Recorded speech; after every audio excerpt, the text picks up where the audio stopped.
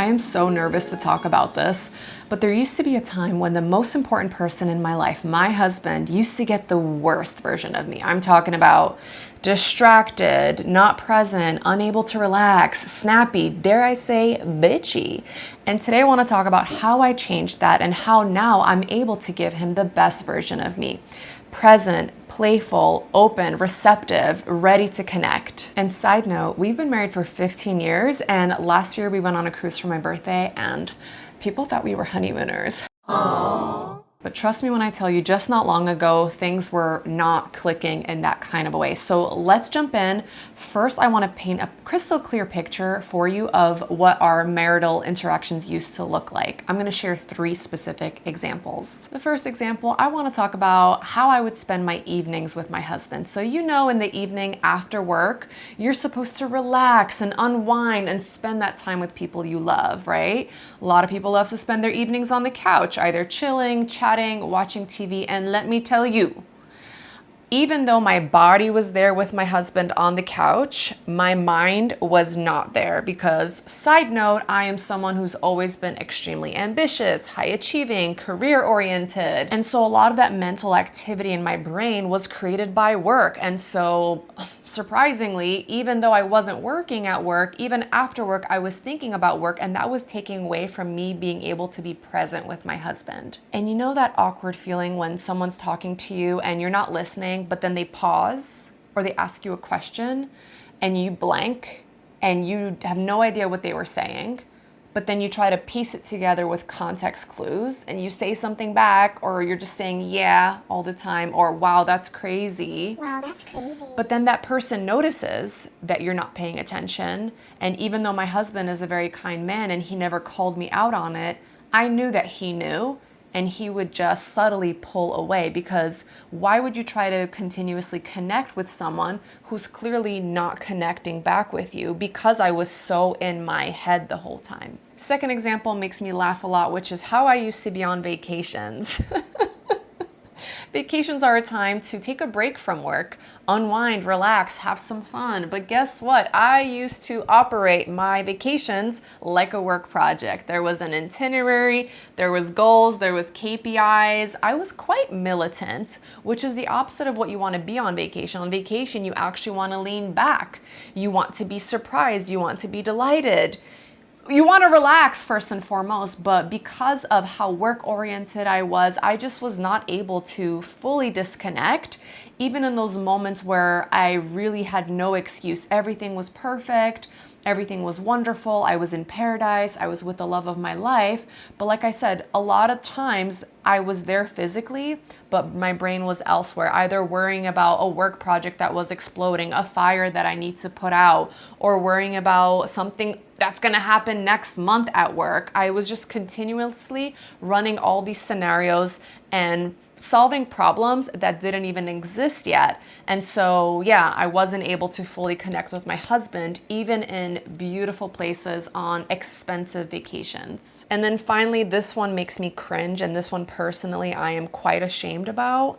But when my husband would try to connect with me while I was working, this became especially apparent during the pandemic when everyone was working from home, and my kind husband would, open the door to my office and ask, if I wanted some tea.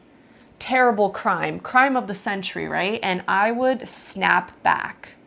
Instead of being thankful that he's offering me food or asking me how my day is going, him coming to me during my work day would just feel like such a distraction, and like he's an obstacle to my work, and like he doesn't understand the stress I'm under, and it would make me angry. It would make me fume.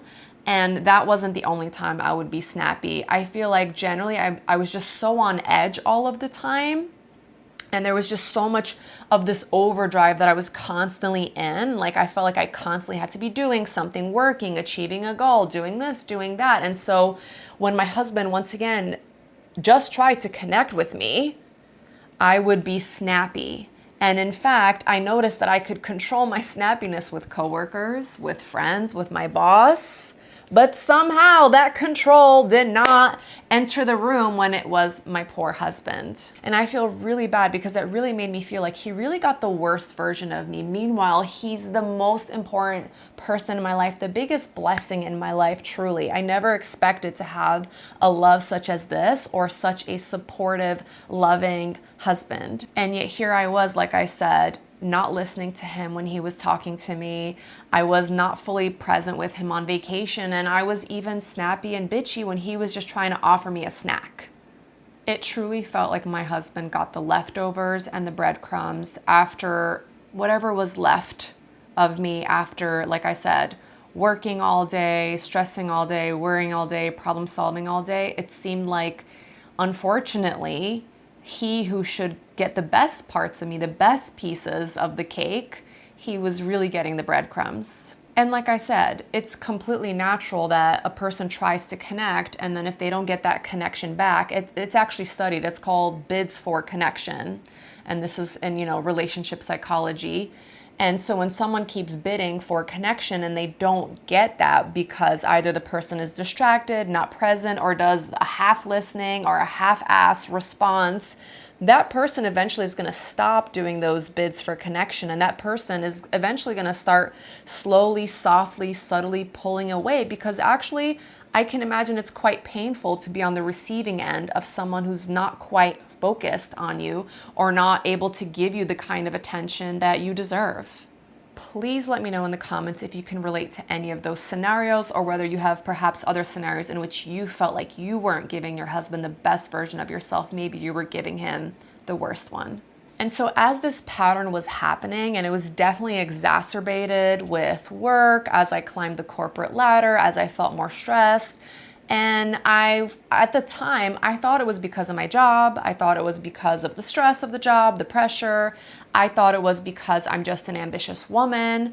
And I was really frustrated with my own self. And there was times where I thought to myself, what is actually wrong with me? This is the love of my life. I should be able to be present and enjoy my time with him and not be snappy and bitchy and have an attitude. And yet here I am. Every time I would try to reel that back in or remind myself to be present or say, this moment matters and you have to be here. It didn't matter. I could not will myself. I could not will my brain to let go of all that mental activity and just be there in my body and soul and essence. And this was very complicated for me, because then I thought, like, oh my gosh, is this proof that I have to choose between being a successful woman and having a successful, happy marriage with connection and love and daily joy?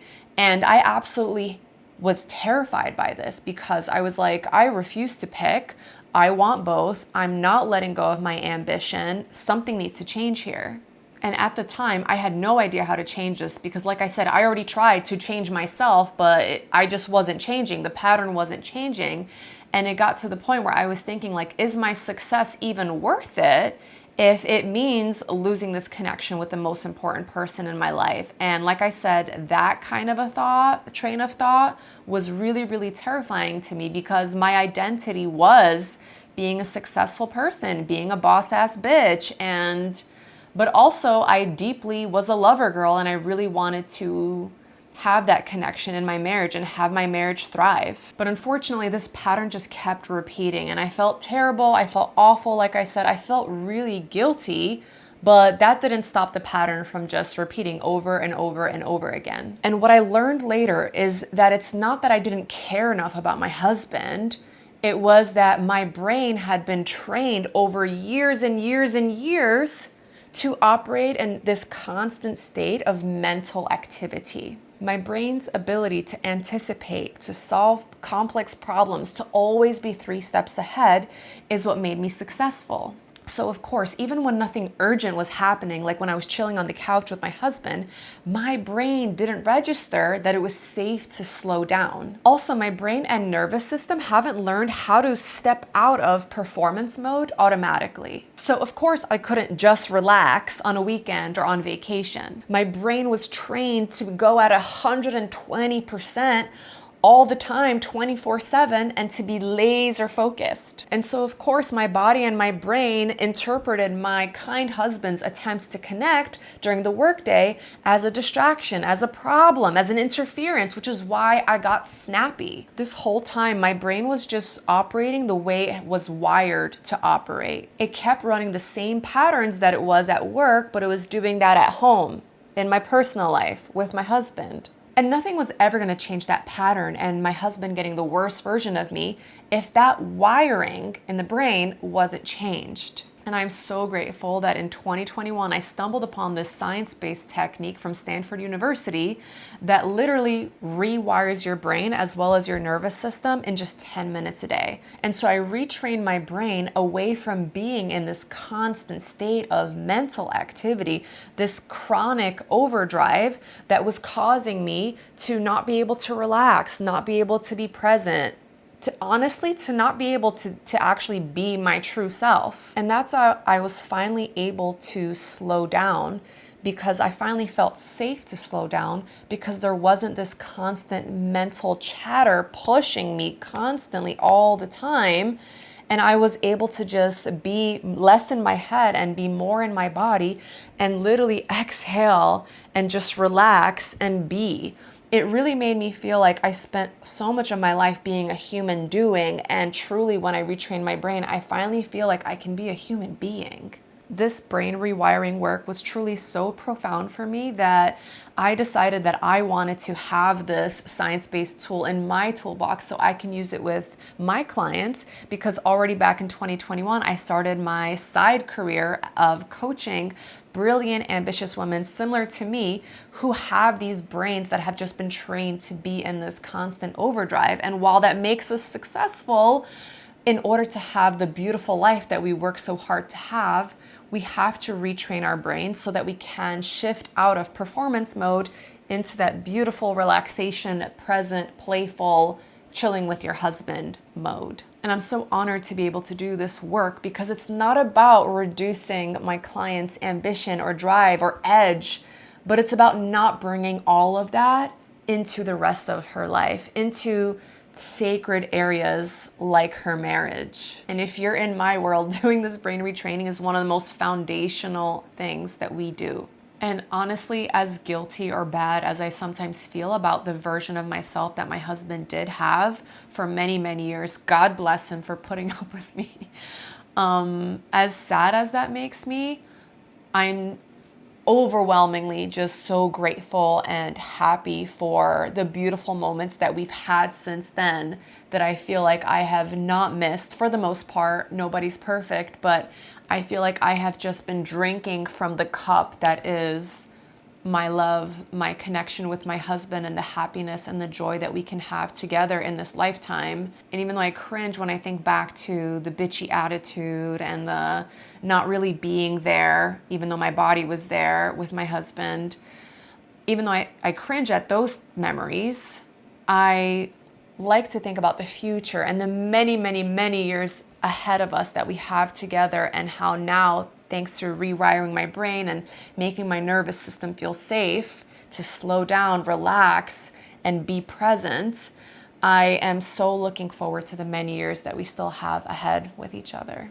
And by the way, this is exactly the kind of work that I do with my beautiful, brilliant clients. This is exactly that deep-rooted pattern. There's no deeper pattern than how your brain is wired. This is the exact kind of pattern that I work with my clients to change. If you're feeling called to do this kind of work, if you're ready to rewire your brain and your nervous system to feel safe, to slow down so that you can exit out of performance mode and not have all of that mental activity and chronic overdrive pushing you 24/7, then I invite you to check out the link in the description where I'll list how we can work together. As of the time of this recording, I do have spots available for one-on-one private coaching, and I also have a group program kicking off on April 17th. So depending on when you're watching, you can go ahead and sign up for those. Otherwise, I'll have information on how you can work with me or potentially sign up for the wait list for a future opportunity. I hope this video has been incredibly illuminating for you, and I will see you in the next one.